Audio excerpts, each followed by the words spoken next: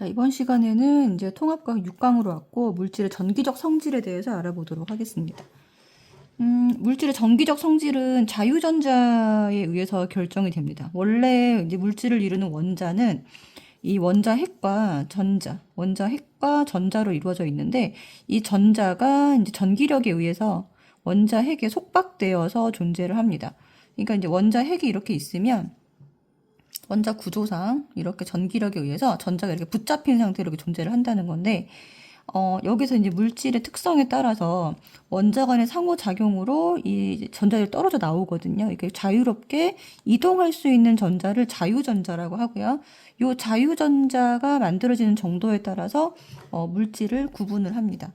그래서 첫 번째는 자유전자가 많아서 전류가 잘 흐르는 물질을 도체라고 하고 대부분 이제 금속을 얘기를 하는 거고요. 근데 이제 자유전자가 거의 없어서 전류가 잘 흐르지 않는 물질을 부도체라고 합니다.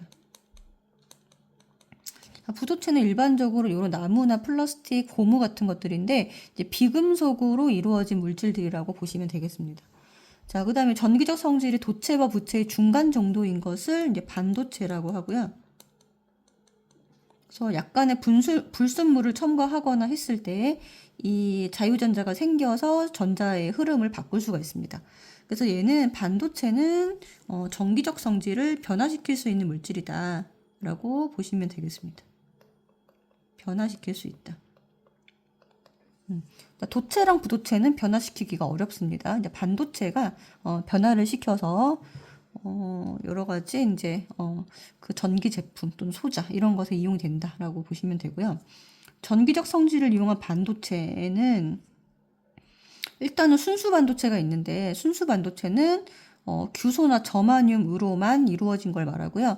이 네 개의 원자과 전자가 전자쌍 네 쌍을 공유해서 안정적으로 결합되고 있는데 전류가 잘 흐르지는 않습니다.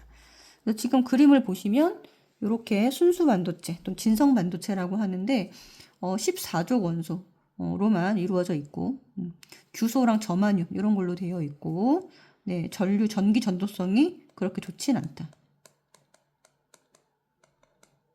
이게 낮은 편입니다. 원자과 전자가 4개인 물질로만 이루어져 있습니다. 자, 여기다가 이제 불순물 반도체는 뭐냐면 여기다가 순수 반도체에다가 붕소나 인 등의 불순물을 섞어서 전류가 잘 흐르도록 만든 반도체를 말합니다. 종류는 두 가지가 있는데 이제 P형 반도체는 불순물을 이제 13족 원소를 도핑을 합니다. 자, P형은 13족. 그래서 지금 이렇게 네 군데 공유 결합을 하기 때문에 자, 규소가 둘러싸고 있고 여기 가운데 붕소 이제 13족 원소가 들어가게 되면은 얘는 원자과 전자가 3개이기 때문에 여기 공유를 하지 못하는 부분이 하나 생기고요. 이 부분이 곧 네, 구멍으로 이렇게 남게 됩니다. 아무것도 존재하지 않는 전자가 원래 전자쌍이 2개가 있어야 되는데 붕소가 전자가 하나 부족하기 때문에 여기가 구멍으로 남는 거죠. 자, 이 구멍으로 남아있는 부분을 양공이라고 하고요. 이 양공이 플러스의 성질을 띠기 때문에 P형이라고 부릅니다. 자, P형은 영어로 포지티브의 약자예요. 그래서 포지티브가 양의 성질을 뜻합니다. 그래서 양공을 만들 수 있는 13족 원소를 도핑해야 된다. 이렇게 보시면 되고 여기 있는 전자들이 이 비어있는 자리 양공으로 이동하면서 전기적 흐름이 만들어집니다. 자, 그래서 여기서 이제 전기적 흐름, 전류를 만드는 주체가 바로 양공이다. 이렇게 기억을 하시면 되고요. 자, 불순물 종류에는 자, 붕소 알루미늄은 이제 주기율표상에서 13족이기 때문에 바로 알 수 있고 여기에 갈륨과 인듐. 얘가 갈륨, 얘가 인듐이라고 하는 원소인데 이 두 원소도 같이 기억을 해주시면 좋습니다. 자, 밑에 거 정리를 하면요. 원자과 전자 3개인 원소를 추가하면 공유 결합을 하지 못한 전자 빈자리가 생기고 이 빈자리가 곧 양공이며 이 양공이 양의 성질을 나타낸다. 이렇게 정리해 주시고 얘가 이제 P형 반도체에 대한 설명이고요. 그 다음에 이제 N형 반도체는 똑같이 규소가 둘러싸고 있는 기판에다가 불순물 중에서 15족 원소를 도핑을 하게 됩니다. 자, 여기 P하고 이제 지금 얘가 인이고 질소죠. 두 개는 알 거고요. 밑에 이제 AS라고 되어 있는 부분, 요 원소 이름이 비소고, 그 다음에 얘가 안티모니라고 하는 원소인데, 요 두 개도 같이 기억을 좀 해주시고, 자, N형 반도체는, 이게 네거티브의 약자예요. 자, 네거티브는 마이너스를 뜻하고요. 15조 원소 원자과전자 5개인 원소를 도핑을 하게 되면, 여기다 이제 불순물을 첨가하게 되면, 이렇게 네 군데 공유를 하고도 전자가 하나 남죠. 이 남는 전자가 곧 자유전자가 됩니다. 그래서 N형 반도체에서는 이 자유전자가 곧 전류의 흐름을 만든다라고 보시면 되고요. 그래서 이 자유전자가 음의 성질을 띠고 있기 때문에 네, N형이다라고 보시면 됩니다. 자, 원자과 전자 5개인 원소를 추가하게 되고, 자, 전자 하나 남으니까 얘가 자유전자고, 얘가 음의 성질을 띈다. 그래서, 불순물 반도체인 P형과 N형 반도체를 적절히 이제 붙여서 여러 가지 소자를 만들게 됩니다. 자, 다음 장으로 넘기시면요. 이 전기적, 여러 가지 물질 전기적 성질을 활용하는 방법에 대해서 나와 있는데, 일단 도체는 전기가 흘러야 되는 부분에 이제 도체를 사용을 합니다. 자, 피레침은 이제 번개가 도착하는 곳이죠. 건물에서 이제 번개를 모으는 곳이라고 보시면 되고, 여기가 이제 도체로 이루어져 있어야 네, 그런 전자들이 이동을 할 수가 있겠죠. 그다음에 정전기 방지 패드 마찬가지로 여기다가 손을 대는데 이제 주유소 같은 데 되면은 이제 이제 정전기로 폭발하는 것을 막기 위해서 손에 있는, 그러니까 몸에 있는 전자가 여기로 이동을 합니다. 이것도 마찬가지로 피레침을 통해서 이제 전류가 흐르게 만드는 거고요. 전선도 마찬가지겠죠? 전부 다 이제 전류가 흘러야 되는 것들은 전부 다 도체로 되어 있다. 라고 보시면 되고, 부도체는 전류의 흐름을 막는 거니까 절연 장갑, 그러니까 전기가 흐르지 못하게끔 또는 전선의 피복. 전선 자체는 구리와 같은 금속, 도체로 되어 있고 이 피복은 대부분은 고무로 되어 있습니다. 전류가 잘 흐르지 않는 이런 소재로 되어 있거나 네, 합성 섬유 같은 걸로 되어 있는데 이런 부도체 부분이 이제 절연 장갑이나 이걸 이루고 있다.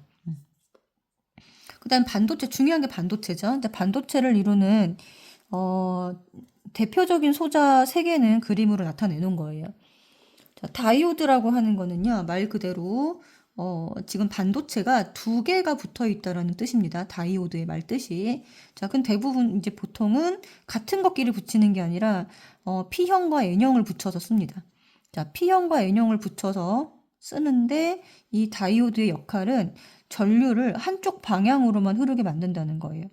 자, 어떻게 되는 거냐면 여기가 예를 들어서 P형이고 여기가 이제 N형이라고 해보겠습니다. 그래서 P형과 N형을 이런 식으로 붙여놨다라고 해볼게요.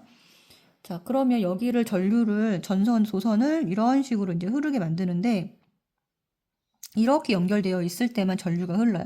즉, 여기가 이제 플러스 극이고 여기 마이너스 극이죠. 자, 플러스 극에서 전류가 나와서 이렇게 전류가 이동을 합니다. 이렇게 이동을 하는데, 자, P형 반도체는 전류가 들어갈 수 있는 문이라고 생각하시면 돼요. 그래서 P형은 쉽게 설명하면 여기가 이제 전류가 들어가는 입구가 되고요. 여기는 출구로서의 역할만 하기 때문에 이렇게 연결이 되어 있을 때만 전류가 계속적으로 이렇게 흐를 수 있다라는 거죠. 근데 만약에 반대로 연결되어 있으면 어떤 일이 벌어지냐면 이렇게 전류가 이게 지금 전지가 있죠. 이렇게 있을 때 자, 똑같이 연결되어 있지만 얘만 반대로 이렇게 NP로 연결되어 있다고 해보겠습니다. 이렇게 연결되어 있을 때는 전류가 이렇게 가다가 여기서 막히는 거죠. 왜냐하면 여기는 출구기 때문에 네, 들어갈 수가 없는 문이잖아요. 그쵸? 그럼 여기서는 막혀서 들어갈 수가 없다. 일단은 그렇게 기억을 하시고, 그러면 플러스 극에 P형이 연결된 요 연결 방법을 순방향 연결이라고 하고요. 이렇게 반대로 되어 있는 연결 방법을 역방향이라고 합니다. 그래서 전류가 이렇게 한쪽 방향으로만 계속 흐를 수 있게 만들어주는 장치를 PN 접합 다이오드라고 하고, 이 한쪽 방향으로 전류가 흐를 수 있게 만드는 요거를 정류작용이라고 합니다. 자, 정류작용은 교류를 직류로 한쪽 방향으로만 흐를 수 있게 만드는 거예요. 일반적으로 발전소에서 전기가 생산이 되면, 자, 발전소에서 생산된 전기는 다 교류거든요. 이제 교류는 방향이 계속 바뀌는 전기입니다. 그래서 플러스 마이너스로 이런 식으로 계속 바뀌어서 오게 되는데, 요거를 이렇게 한 방향으로만 이렇게 흐를 수 있게 이런 식으로 만드는 거, 요런 작용을 하는 게 PN 접합 다이오드다. 이렇게 기억을 하시면 됩니다. 그래서 다이오드는 여기서 말하는 다이오드, PN 접합 다이오드는 정류작용. PN 접합 다이오드는 정류작용을 하고 요거는 한 방향으로만 흐르게 하는 걸 말하는데 교류를 직류로 바꾸는 거다. 여기서 빼먹을 수 있는 단어가 하나도 없어요. 모두 다 통으로 암기를 해야 됩니다. 자, 그 다음에 트랜지스터라고 하는 거는 말 그대로 트랜지스터라는 말 안에 세 개가 접합되어 있다라는 말이 숨어 있는 거예요. 자, 그래서 여기 보면은 PNP 또는 NPN으로 접합이 되어 있고 다리가 세 개가 이렇게 있습니다. 그래서 일단은 얘가 다리가 세 개니까는 어떤 전기 회로에서 뭐 이렇게 연결을 하거나 이렇게 연결을 하거나 아니면 얘를 이렇게 연결하는 거에 따라서 가는 방향이 바뀌기 때문에 자, 이 스위칭이라고 하는 역할을 하게 되는데 요거는 전류의 흐름을 전류의 방향을 바꾸는 거죠. 전류의 흐름을 변화시키는 요런 역할을 하는 게 스위칭인데 이게 트랜지스터 다리가 3개여서 가능하고 또 하나는 요거를 연결을 했을 때 신호가 약할 때 그 신호를 증폭시켜주는 역할도 합니다. 그래서 증폭 작용도 한다. 신호를 증폭시켜주는 역할도 한다. 요것도 기억을 해주시고요. 트랜지스터가 하는 역할은 두 가지고 전자기기 성능을 향상시키거나 소형화하는 데 역할을 합니다. 그래서 요거 두 개를 연결해가지고 굉장히 작은 기판에 다이오드와 트랜지스터가 조밀하게 들어가 있는 회로를 집적 회로라고 하고요. 이 집적 회로는 다양한 전자기기 내에 들어가 있습니다. 네. 자, 그 다음에 발광 다이오드라고 하는 거는 마찬가지로 얘도 다이오드거든요. 그 다이오드는 PN이 접합되어 있는 거는 맞습니다.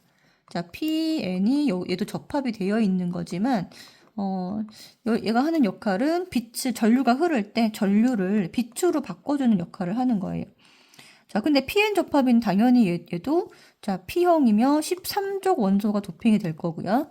그쵸? N형이면 15족 원소가 도핑이 되겠죠. 여기 이제 두 원소들이 첨가가 되는데 이 첨가되는 원소의 종류에 따라서 에너지가 차이가 나기 때문에 이 빛의 색깔이 파장이 바뀝니다. 빛의 파장이 바뀌고 파장을 조절할 수 있고요. 이 파장이 즉 색을 결정하는 거예요.